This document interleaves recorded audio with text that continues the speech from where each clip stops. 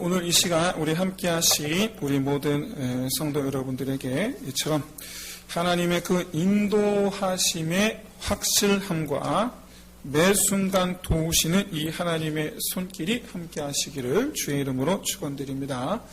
지난주 우리 통계청에서 드디어 이제 우리나라도 사망률이 출산율을 앞질렀다. 그렇게 발표했습니다. 물론 오늘 하루는 또 다룰 수 있겠죠.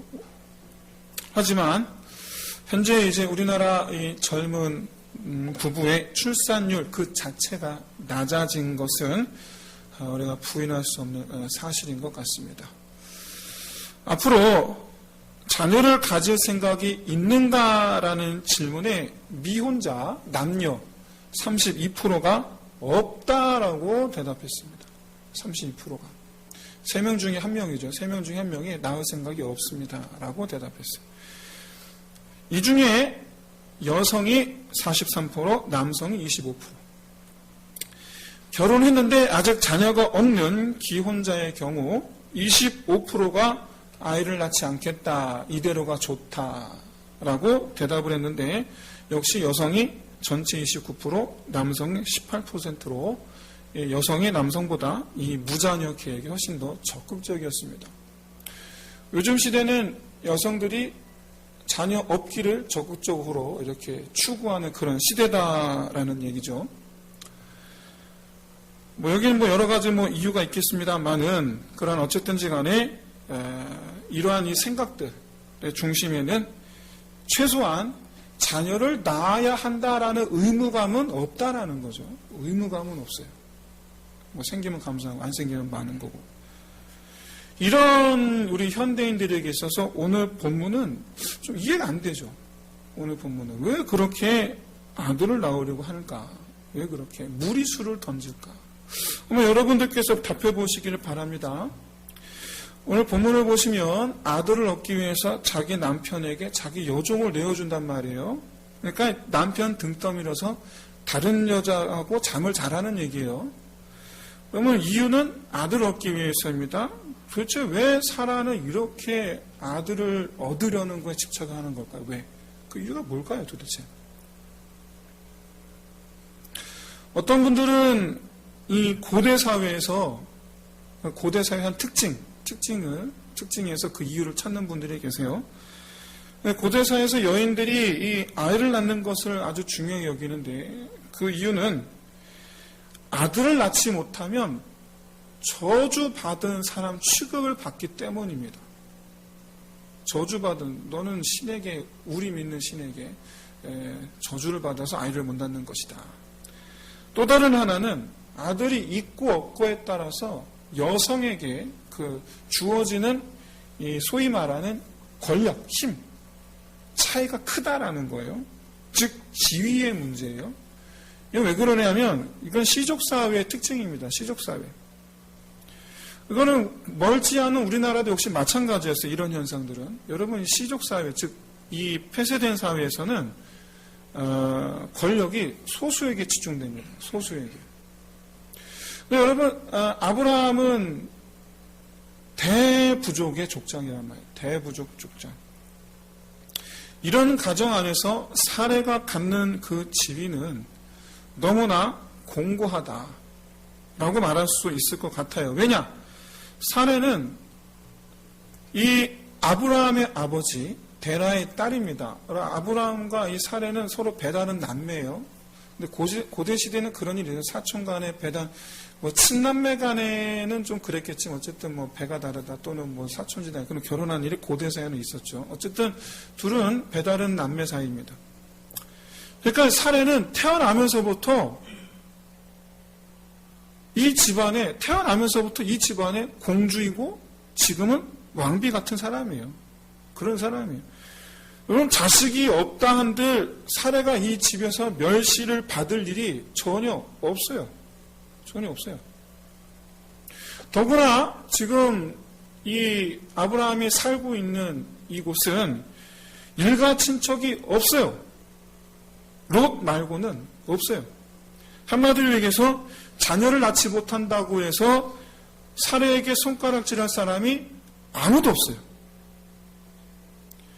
그러니까 사회적인 영향 때문은 아니다라는 거예요. 아니다. 그럼 도대체 무슨 이유로 이렇게 조급하게 아들 낳기를 구하는 거냐? 왜 이유가 뭐냐?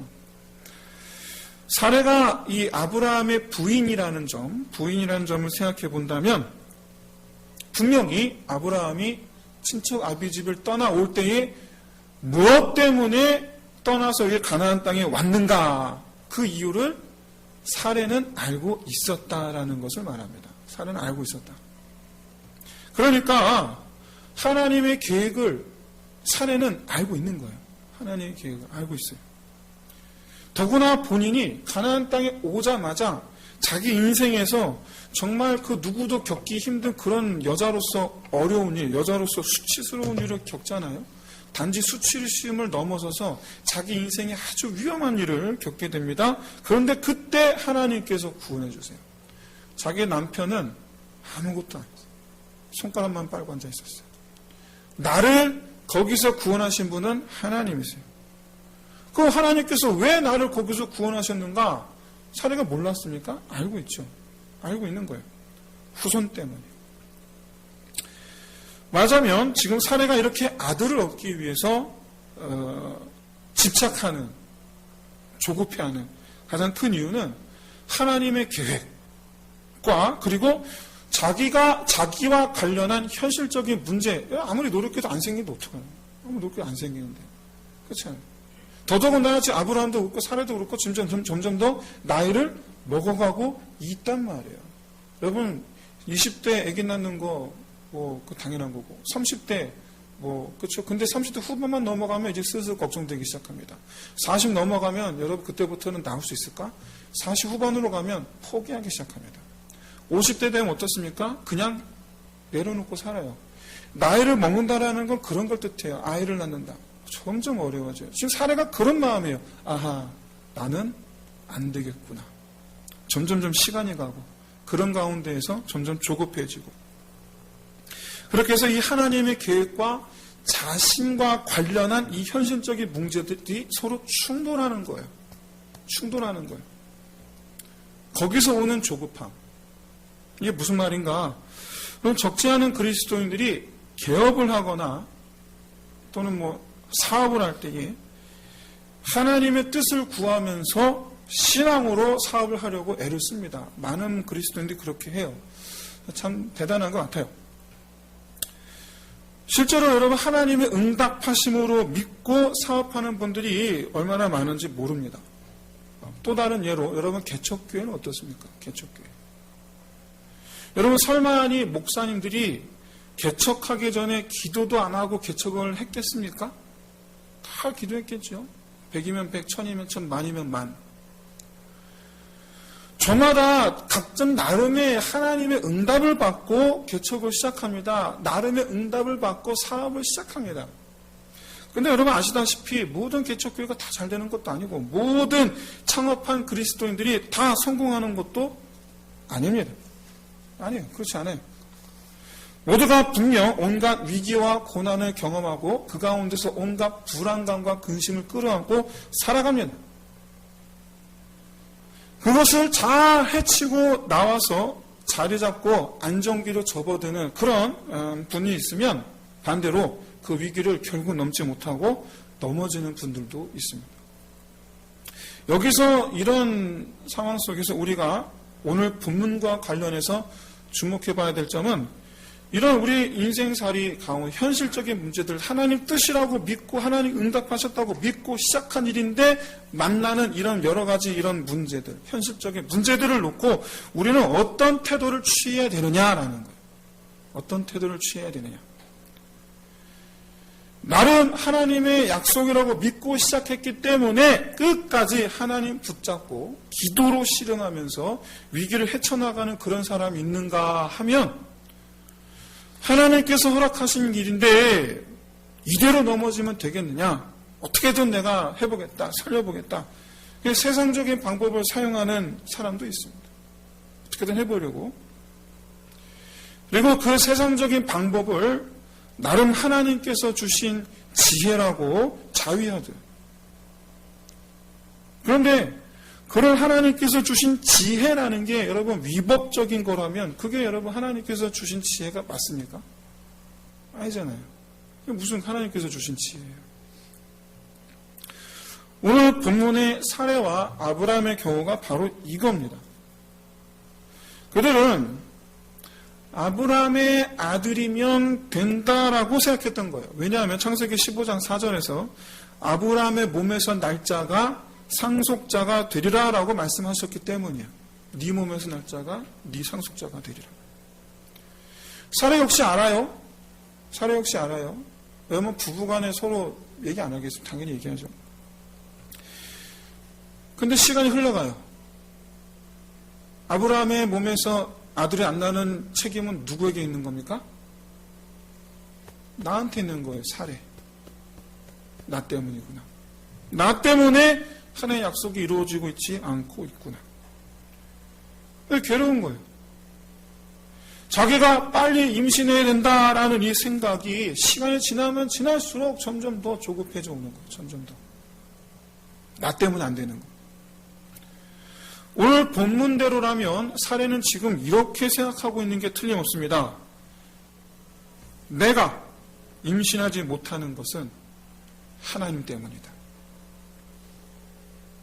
2절 보세요. 여호와께서 내 출산을 허락하지 아니하셨으니 내가 임신하지 않는 것은 하나님 때문이다. 나는 빨리 이 하나님의 계획을 이루고 싶은데 그런데 보니까 어차피 아브라함의 몸에서 나면 되는 거 아니냐? 아브라함의 씨면 되는 거 아닌가? 그러면 내가 지금 할 수 있는 걸 하자. 그게 뭡니까? 자기 요정을 주는 거예요. 그래서 대신 여종이 아들을 낳으면 자기 아들로 입양할 생각인 거죠. 자기 아들로. 그런데 이런 사례의 생각에 아브라함이 너무나 쉽게 그러자고 그래요. 무슨 얘기냐면 아브라함도 사례의 생각에 동조했다라는 얘기예요. 그래, 내 몸에서 남은 내 씨면 되지 뭐. 아브라함도 시간이 지나면서 자기 나이, 이제 지금 현재 85세죠? 85세? 예. 이 점점 시간이 지나면서 나이를 먹어 좀 있으면 100살 되는데. 조급하기 마찬가지죠. 언제 되려나. 근데 여기서 불쌍한 건 하갈입니다. 하갈의 입장에서는 여러분 사랑이 없는 결혼이에요. 뭐 결혼이라기보다는 그냥 첩으로 들어간 거니까 뭐 결혼이라고 보기도 어렵고 어쨌든지 간에 남편의 지아비의 이 사랑 없는 삶을 이제는 살아야 되는 거예요. 얼마나 아브라함이 하갈을 사랑하지 않았으면 사례가 와서 하갈이 당신 애 임신했다고 나한테 이러는데 어떻게 할 거냐? 네 마음대로 해. 그냥 내줘요. 여러분 임신한 여자가 여기서 학대했다는 얘기는 뭡니까? 매질을 했다는 얘기예요. 임신한 여자를 매질한 거예요. 근데 가만히 있어요. 얼마나 사랑을 안 했으면 얼마나 여러분 과연 행복했겠습니까? 그래도 참을 수 있는 게 있다. 참을 수 있다면 그건 아들만 낳으면 이 집 얼마나 부잣집이에요. 이 부유한 집에 대를 잇게 될 테니까 내 남은 인생 활짝 피리라. 뭐 그 정도 기대한 게 위로라면 위로겠죠. 그 정도가. 하지만 여러분 아시겠지만 17년 뒤에 결과적으로 하갈과 이스마엘은 이 집에서 쫓겨납니다. 하나도 못 가지고 나가요. 그냥 물가죽 부대 하나 들고 나가요. 오늘 본문의 아브라함과 하레의 결정이 한 여자의 인생을 완전히 바꿔버린 거예요. 이 결정이. 저는 여러분들께서 오늘 본문의 이 두 사람의 속마음을 볼 때에 뭐가 잘못되었느냐 여러분 충분히 분별하실 수 있으시리라고 생각합니다. 뭐가 잘못됐습니까? 하나님의 계획인데 거기에 하나님을 빼고 자기들이 이루려고 했다는 점이에요. 그게 잘못된 거예요. 하나님의 계획인데. 하나님은 살아계신 줄로 믿습니다. 오늘날은 하나님께서 우리 눈에 보이는 것도 아니고 음성이 들리는 것도 아닙니다만은 그러나 이 시대 아브라함은 눈으로 보고 귀로 들었단 말이에요. 그러면 자기들의 그 계획을 실행하기 없어서 주여 사례 여종 사가를 통해서 아들을 얻어도 되겠습니까? 안 되겠습니까? 물어봐 하나님께서 대답을 하시겠습니까? 안 하시겠습니까? 하시겠죠. 그런데 안 물어봐요. 안 물어봐요. 사례는 자기의 이 조급증을 정말 얼마 지나지 않아서 곧바로 후회하게 됩니다. 오래 걸리지도 않아요. 금방. 하갈이 임신하자마자 찾아와요. 뭐 한 달 걸렸겠습니까? 이 아브라함과 하갈이 동침한 이후로 이 하갈이 임신했다는 사실을 아는 데까지 걸린 시간이 얼마나 걸렸겠어요? 뭐 한 달이면 알지 않겠어요? 오래 가지도 않았어요. 하갈이 사례를 멸시하기 시작합니다. 이 뜻은 무슨 얘기냐면 안주인 자리를 노리기 시작했다라는 걸 말해요. 안주인 자리를. 내가 안주인이 돼야 되겠다는 거예요. 내가. 두 번째는 좀 시간이 지나서긴 한데 이번에 내가 임신을 한 거예요. 이럴 줄 알았으면 기다릴 걸. 그렇잖아요. 내가 임신을 한 거예요. 세 번째는 하갈이 낳은 아들이 내가 낳은 아들을 희롱하는 거예요. 여기서 희롱하다라는 것은 바로 갓난아기를 가지고 이때야말로 여러분 이 사례가 자기 머리 쥐어 뜯으면서 후회하지 않았겠어요? 그때 내가 왜 그랬을까? 미쳤지. 결과적으로 이 하갈과 이스마엘을 쫓아냅니다. 여기서 깨닫게 되는 점 한 가지. 사례는 하갈이 낳은 아들을 사랑할 준비가 전혀 되어 있지 않았어요. 전혀 되어 있지 않았어요. 사례는 하갈이 낳은 이스마엘도 자기 품 안에 품어줄 마음이 전혀 없었어요. 준비되어 있지 않았어요. 즉 오늘 본문에서 아브라함에게 자기 여종을 내어준 것 그것 자체가 전적으로 조급증 때문에 충동적으로 결정한 일이라는 거예요. 충동적으로. 여러분 이렇게 하나님께 묻지도 않고 충동적으로 일을 벌이는 이 두 사람의 결정과 행동이 잘못되었다는 것을 아는 우리도 사실 이 두 사람과 똑같은 고민을 하고 결국 똑같은 행동을 합니다. 하나님께 응답받았다라고 결정한 우리 인생길에서 고난을 겪으면 겪을수록 우리는 방법을 고민합니다. 내가 어떻게 할까? 이래볼까 저래 해볼까? 그리고 우리는 하나님을 급기야 원망하기 시작합니다. 이를 가게 해놓고서 왜 나한테? 그런 가운데에서 어차피 하나님께서 주신 일이고 나 또한 하나님 위해서 시작한 일이니까 이렇게도 해보고 저렇게도 해봐야 되는 거 아니냐. 왜 우리는 이렇게 고민하고 저렇게 고민하고 방법을 모색하죠. 그런데 여러분 이런 고민은요. 하나님의 일인데 내 일처럼 고민하는 그런 게 아니에요. 하나님의 일이 아니라 내 일이기 때문에 이런 고민을 하는 거예요. 망하면 내가 망하는 것이지 하나님께서 망하시는 게 아니잖아요. 하나님 일이라면 하나님께서 길을 여시고 목적지까지 갈 길을 누가 고민합니까? 하나님이 고민하시겠죠. 내 고민이 아니에요. 하나님 일이면 하나님 고민하실 일이에요. 나는 단지 하나님께서 그냥 하라면 하면 되고 그냥 하면 되는 거예요. 그건 고용인이야 그냥.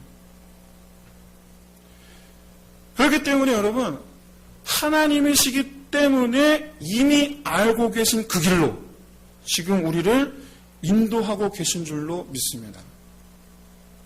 그렇게 있어서 우리에게 있어서 가장 중요한 일은 바로 인내심이에요. 인내심. 인내는 하나님을 신뢰하는 내 믿음의 깊이를 알 수 있게 해주는 측정기예요. 인내심은. 측정기예요. 그 인내심의 깊이가 얕으면 얕을수록 조급증이 찾아옵니다. 그런데 여러분 하루를 멀다 하고 이 조급증이 찾아오면 여러분 새벽 예배 나오시기를 적극 추천드립니다. 왜냐하면 이미 그 정도 됐으면 성공이냐 실패냐가 그렇게 그게 중요한 그것보다도 여러분 하나님과의 관계가 여러분 더 중요하게 된 거예요. 나는 이미 하나님께서 지정하신 경로로 가고 있는 중이다. 이거를 믿는 것이 믿음이고 인내심의 근원입니다. 그에 반해서 조급증은 하나님이 정하신 경로를 벗어나게 하는 불신앙이에요. 조급증은 하나님을 믿지 않는다라는 증거예요. 인내심은 하나님을 신뢰한다라는 증거고. 그렇기 때문에 조급증에 빠지면 하나님과의 관계 회복이 먼저지. 지금 가느냐 못 가느냐 그게 그렇게 중요한 문제가 아니에요. 그리스도인이라면. 어쩌면 우리 마음의 그런 조급증, 내 불신앙에 대한 경보일지도 몰라요. 경보음. 점점 하나님을 믿지 못하는 상태가 되어가고 있다는 것을 알려주는 조급증. 하지만 여러분, 이 조급증은 경보음이면서도 동시에 아이러니컬하게도 우리 눈에 안대를 씌워요. 못 보게. 나 자신을. 내가 어떤 상태에 있는지 못 보게. 안대를 씌워요. 아브라함과 사레가 눈이 얼마나 멀었는가, 자기들의 모습을 얼마나 알지 못하는가. 여러분, 자기들이 저질러 놓고, 자기들이 임신하게 만들어 놓고, 임신한 여자를 학대하고 있어요. 야.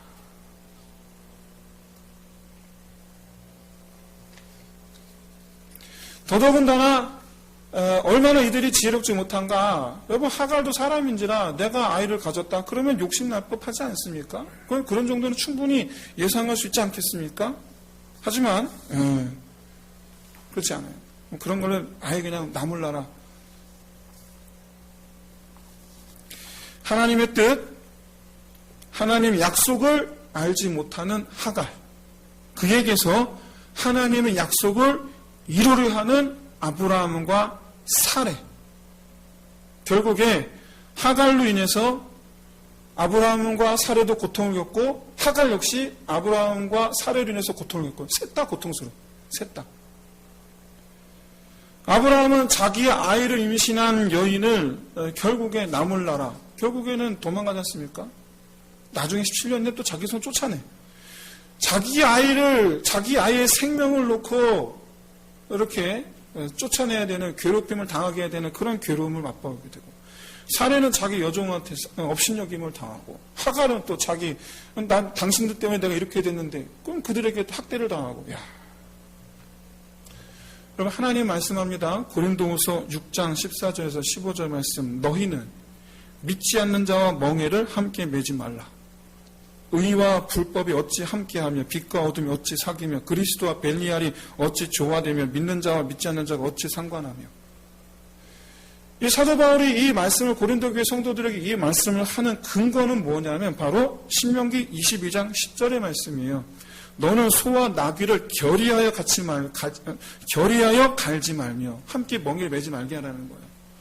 레위기 19장 19절 말씀도 마찬가지입니다. 내 육축을 다른 종류와 교합시키지 말며 내 밭에 두 종자를 섞어 뿌리지 말며 두 재료로 직조한 옷을 입지 말지며. 간단하게 말하면 목적을 같이 하지 말라는 거예요. 목적을.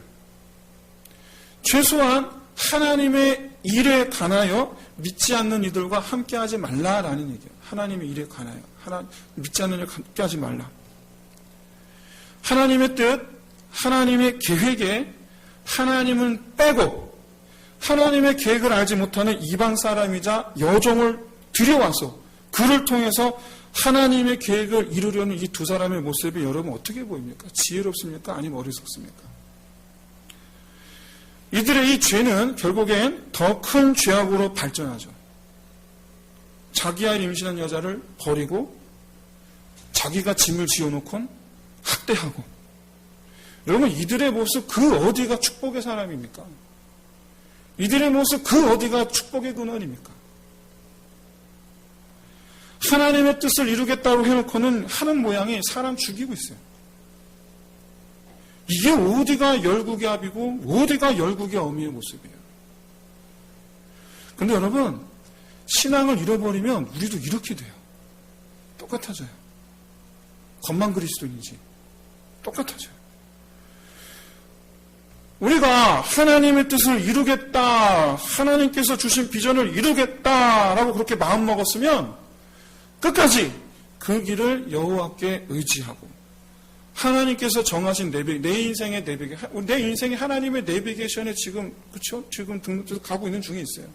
그에 순종하면서 지금 당장을 보면서 조급해하지 말고 왜 이 길로 가지? 왜 이렇게 가지? 조급해하지 말고 여유롭게 목적지를 향해서 나아가되 여러분 그 과정에서 하나님의 뜻을 알지 못하는 이들을 의지하지 말고 하나님께 뜻을 물어가며 그렇게 하나님의 도우심만을 힘입기를 구하는 저와 여러분 되시기를 진심으로 소원합니다. 사랑하는 성도 여러분, 어정쩡한 신앙생활 하면 안 돼요. 어정쩡한 신앙생활. 이게 어정쩡하다는 게 무슨 말이냐? 오늘 본문을 잘 보십시오. 2절을 보시면 사례는 자기가 임신하지 못하는 이유가 여호와 하나님께서 출산을 허락하지 않으시기 때문이다 라고 말합니다. 5절을 보시면 자기가 여종에게 멸시를 당하는 원인이 누구 때문이냐? 나 때문이냐? 아브라함 당신 때문이냐? 하나님께서 판단하시리라 라고 말합니다. 이 사례의 말만 들어보면 굉장히 하나님 잘 믿는 사람 같아 보여요. 근데 여러분 그렇지 않음을 여러분 이미 다 알고 계시죠? 사례는 지금 하나님을 안 믿고 있어요. 오히려 사례는 하나님을 자기의 수치심이나 자기의 잘못을 가리는 포장지 정도로만 지금 사용하고 있는 거예요. 바로 이런 점이 하나님을 믿는 사람들이 곧잘 저지르는 잘못이에요. 곧잘 저지르는 잘못. 자기가 믿음이 없는데 하나님 때문이라고 그러고 자기가 저질렀는데 나는 하나님 때문에 그렇게 했으니까 하나님 보시기에 나는 옳다 그러고 이거는 여러분 하나님을 믿는 것도 아니고 그렇다고 해서 하나님을 모르는 것도 아니고 굉장히 어정쩡하죠. 그럼 왜 이렇게 어정쩡한 신앙생활을 하고 있는가? 왜 그러한가? 하나님을 완전히 신뢰하지 못해서 그래요. 하나님을 완전히 신뢰하지 못해서. 신뢰하지 않아서. 사실 하나님께서 우리 눈에 보이지 않아서 그렇지 사실 하나님 우리 눈에 보이지 않아서 사실 우리의 태도는 하나님을 향해서 이렇게 말하는 거예요. 난 당신을 못 믿어. 사실은. 왜냐하면 하나님 우리 눈에 보이지 않는 게 얼마나 다행인지 몰라요. 얼마나 다행인지 몰라요. 하나님 우리가 내 힘으로 어떻게든 해보려고 하나님을 신뢰하지 못하기 때문에 그래서 내 힘으로 어떻게든 해보려고 하다 보니까 그래서 이런 말을 하는 거예요. 하나님 때문이라고. 내가 지금 누구 때문에 이렇게 했는 줄 아시느냐? 하나님 때문에 이런 거 아니냐? 여러분 이런 입장이라면 당연히 나는 죄가 없죠. 하나님께 난 죄가 없어요. 하나님 때문에 한 거니까. 옳은 일을 한 거죠. 하지만 내가 그렇게 하지 않을 수밖에 없게 만든 건 하나님 때문이다라고 말하는 이 사례가 과연 여러분 우리가 믿음의 사람으로 보이느냐? 이제 우리는 처음 했던 질문을 다시 해봅니다. 사례한테 물어보는 거예요. 당신은 왜 이렇게 조급해 하십니까? 그럼 아마 사례는 이렇게 대답할 거예요. 빨리 됐으면 좋겠으니까. 빨리 됐으면 좋겠으니까. 언제까지 기다리고 있을 수만은 없어서. 언제까지 기다리라는 얘기냐? 난 못 기다리겠다. 그리고 내 손으로 이루고 싶으니까.